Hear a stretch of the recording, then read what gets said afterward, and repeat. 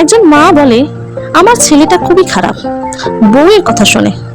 আবার ওই একই মাই বলে, আমার জামাইটাও ভালো হলো না, মেয়ের একটাও কথা শোনে না।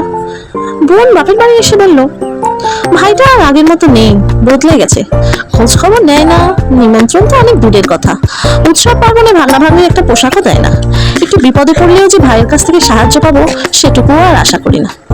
আবার ওই একই বোন বলে, আর বলো না মা, তোমার জামাইটা খুবই খারাপ, সব সময় বোন ভাগনা ভাগ্নি মা বাপ নিয়েই মেতে আছে, একবার একে নিমন্ত্রণ দেয়, আবার ওকে ডাকে, সারা রাত দিন ভাই বোন করে করেই জীবনটা শেষ করে দেয়। কপালটা আমার ভালো না গো। এই কেমন এক অবাক করা চরিত্র না? একজন মা তার ছেলের জন্য যে চরিত্রটা অপছন্দ করে, ঘৃণা করে এবং যার জন্য অভিসম্পাদও করে, সেই একই মা তার মেয়ের স্বামীর জন্য এমন চরিত্রের একজনকেই কামনা করে থাকে।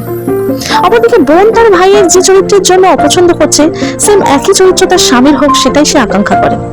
এটাই বর্তমান সমাজের এখন অপ্রিয় বাস্তব চরিত্র।